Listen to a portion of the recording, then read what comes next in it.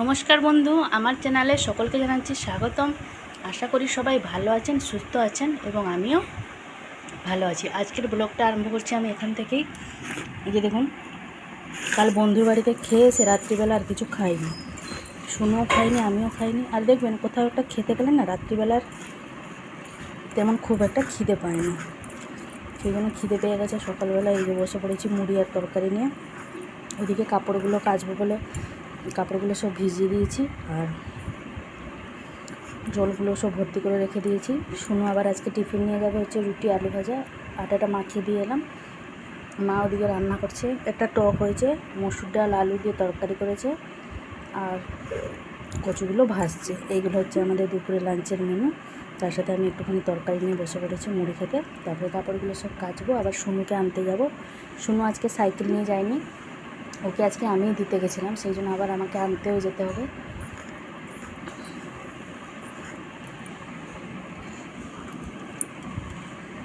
খাওয়া হয়ে গেছে, এই যে এবার লেগে পড়বো কাজে। কালকে এই যে জামা কাপড়গুলো সব ভিজে আছে, তার মধ্যে আছে বাবা কাকারও সব ভিজে রেখে দিয়েছি, জলও ভর্তি করে দিয়েছি। এই জলে হবে নি, আবার ভর্তি করতে হবে, কিন্তু আপাতত ভর্তি করে রেখেছি। চলুন তাহলে ঘরে ঝটপট মেজে নিই, মেজে নিই বলছি, কেচে নিই কাপড়গুলো, তারপরে আবার শুনিকেও আনতে যেতে হবে। সেই যে 9টা বাজতে যাই এখন।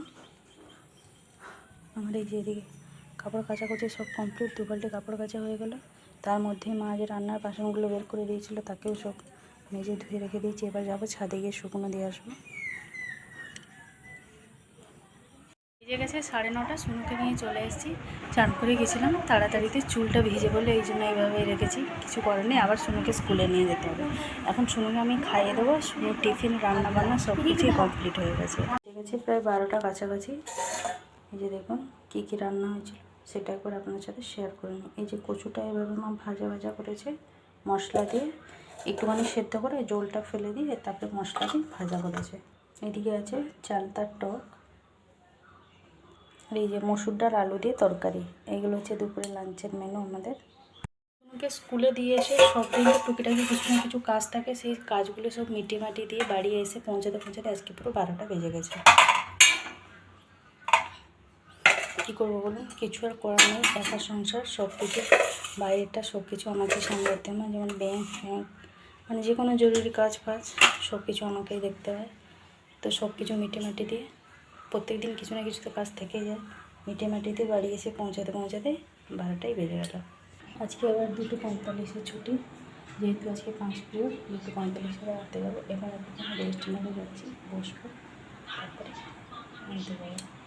2:45 মানে অনেক দেরি, তখন দুপুরে প্রায় সমস্ত কাজ মিটে দিয়ে যাবো।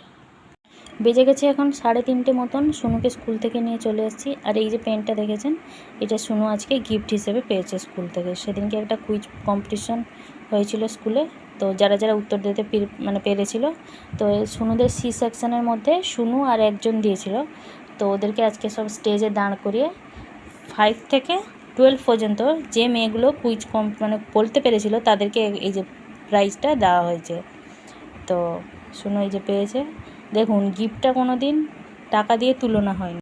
গিফটটা সবসময় গিফটই থাকে, সেটা 2 টাকার হোক বা 20 টাকার হোক। তো পাওনাটাই হচ্ছে জীবনের সবথেকে বড়। তো ম্যাডামদের একটা আশীর্বাদ হিসেবে এটা বলতে পারেন যে ম্যাডামরা ওকে আশীর্বাদ করেছেন, এবং আমি খুবই খুশি, খুবই গর্বিত অনুভব হচ্ছে শুনুকে নিয়ে, যে শুনু স্টেজে দাঁড়িয়ে পুরস্কারটা নিয়েছে। তো ওদের একটা গ্রুপ আছে, সেই গ্রুপতেই সঙ্গে সঙ্গে পোস্ট হয়ে গেছিলো। তো ফটো থেকেই, পিক থেকে আমি বুঝতে পারলাম যে শুনু পেয়েছে। শুনু বলেছিল যে আমি পেরেছি উত্তর দিতে।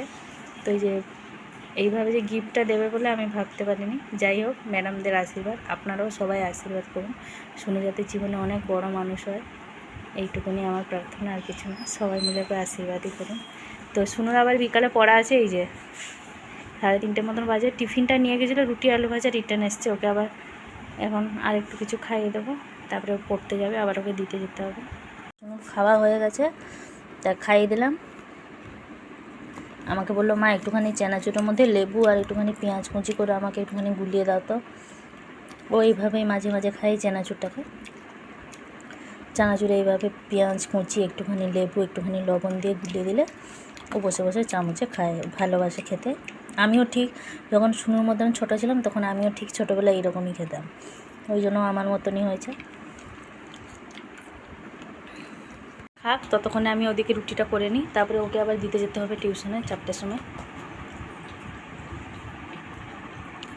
4:30 মতন বাজে। সোনুকে টিউশনতে দিয়ে আমি চলে এসেছি বাড়িতে।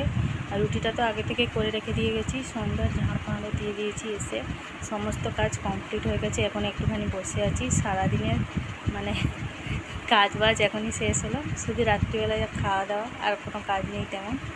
তো জাস্ট সোনুকে শুধু নিয়ে আসবো, এবার সন্ধ্যেবেলা ওকে একটুখানি নাচ প্র্যাকটিস করাতে হবে। তো আজকে দিনের মতন আমার ব্লগটা এই পর্যন্তই। আবার দেখা হচ্ছে আপনাদের সাথে আগামীকাল আরেকটি নতুন ব্লগ নিয়ে। সবাই ভালো থাকবেন, সুস্থ থাকবেন, নিজেদের খেয়াল রাখবেন, এবং আমার ভিডিওটি আপনাদের কেমন লাগলো অবশ্যই আমাকে কমেন্টস করে জানাবেন। ভালো লাগলে অবশ্যই একটা লাইক দেবেন। নমস্কার।